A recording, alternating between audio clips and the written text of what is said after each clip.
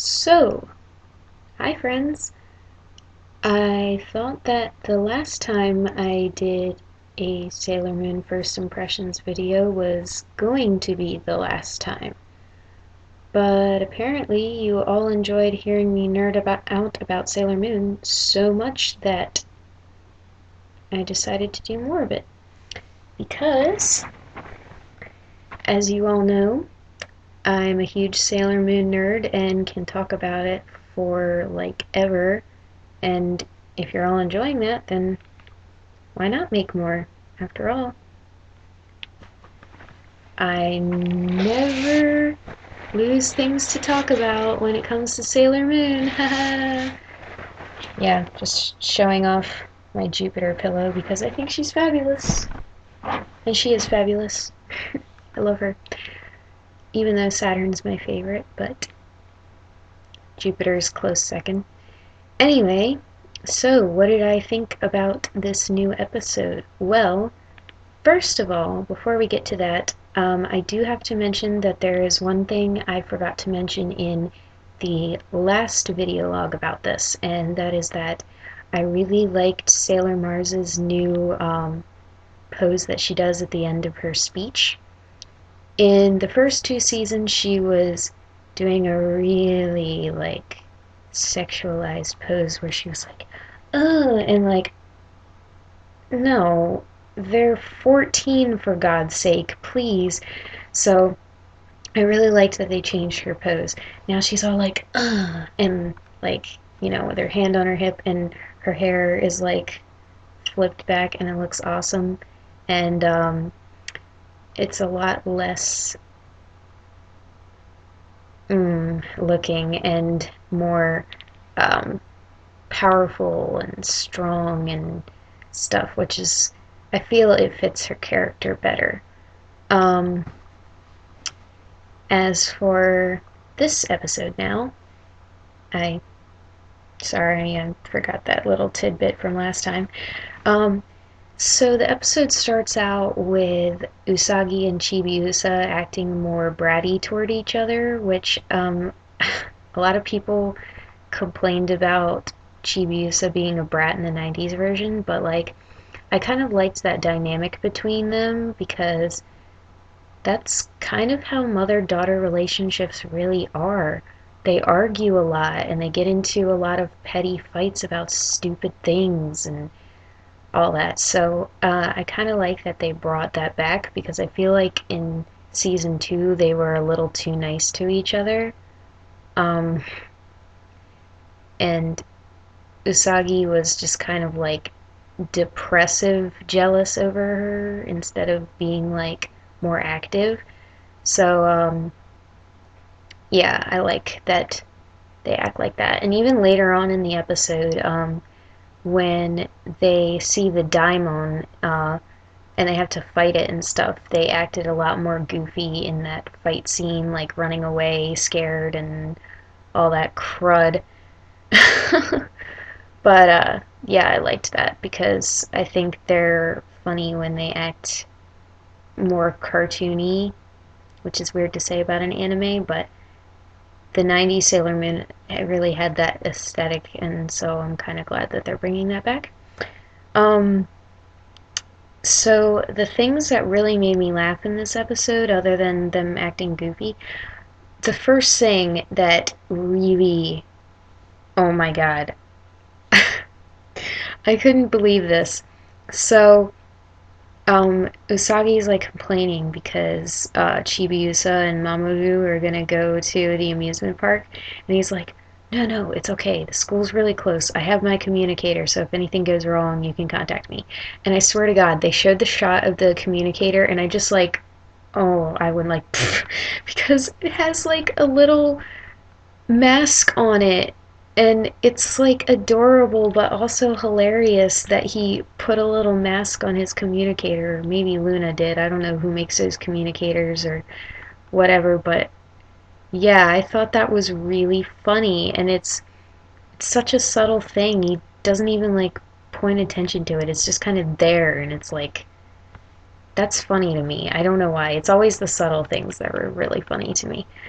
Um So that was funny. And the other thing that really made me laugh was in the fight with the Daimon, Sailor Mercury puts up her like visor kind of thing, and she's like, "Everyone, watch out for those claws!" And it's like, yeah, thanks for the info. Like we wouldn't have done that anyway. So that was a thing. So those parts definitely made me laugh. Um, when they went to the school, Usagi transformed into a student there, which I like because in the 90s one she just kind of like puts on a uniform, I think. Wait, does she use the pen? I don't remember if she actually transformed, but in any case, she looks really cute with glasses. Doesn't really have anything to do with the plot or the animation or anything. I just think she looks cute with glasses. Moving on. Um, this is gonna sound kind of petty, but coming from a musical family, I didn't really think Michiru's violin playing was that good. It was just kind of average, like what you would expect a normal high schooler to be able to play, not someone who's going to like this genius school for talented people. So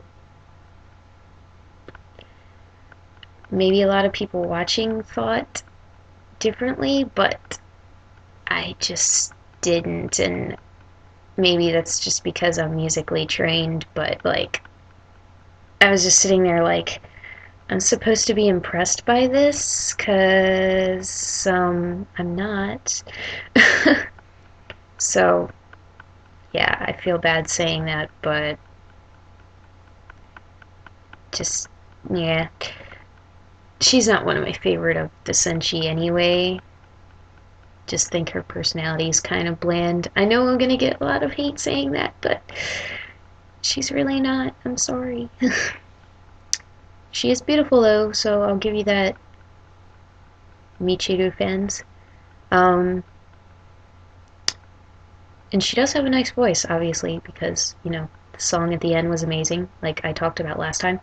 But anyway, so another thing about her violin playing is that I noticed that they didn't animate the fingers moving. Like, even though it was a shot from a distance, I feel like that was kind of lazy that they didn't at least show the hand moving at all. Hmm, yeah, didn't like that. Didn't like that scene overall.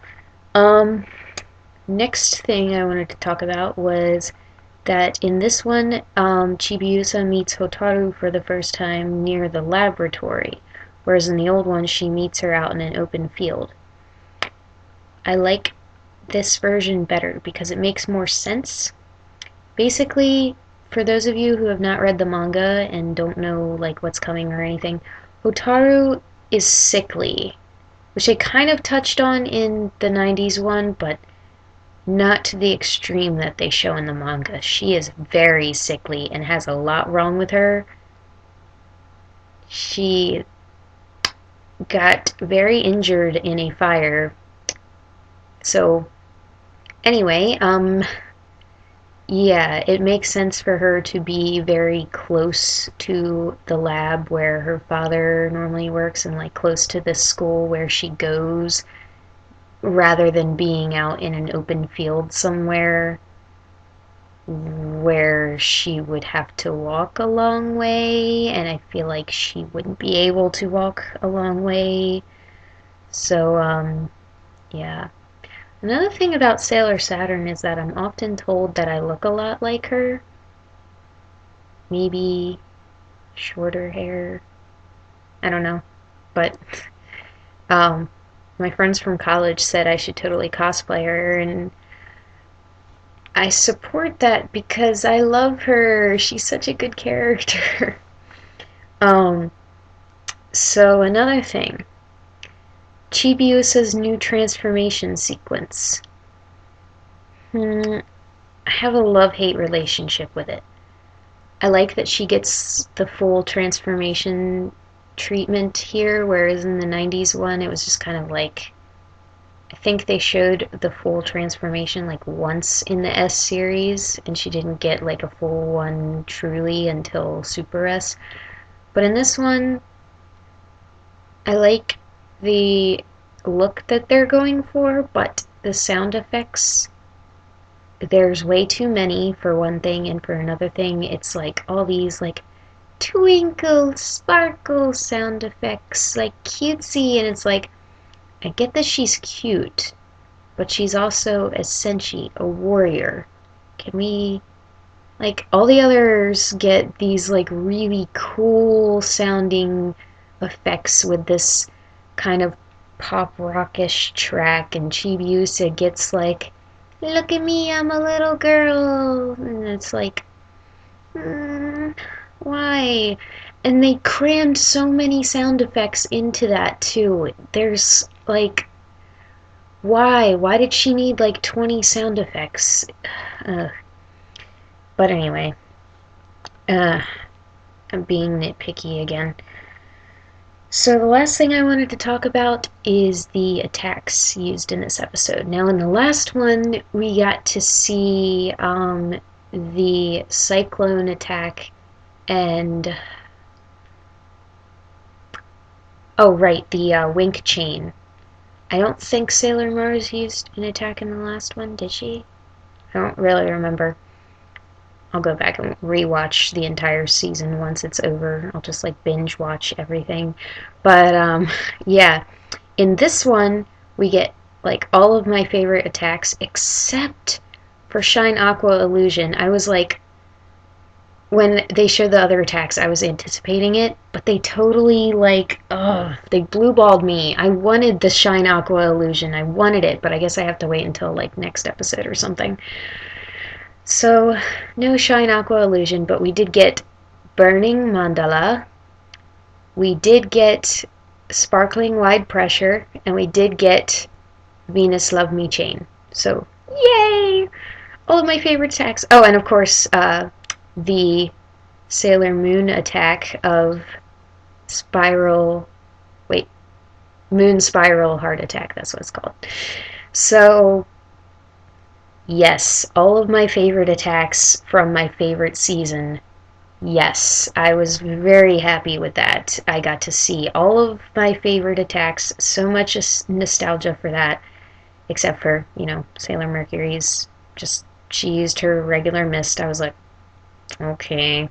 Can't wait to see what Shine Aqua Illusion will look like, though, because I love the animation for it in the original, where she's just like this, and she's spinning around, and then she's just like, whoa, and it goes everywhere, and okay, that sounds wrong.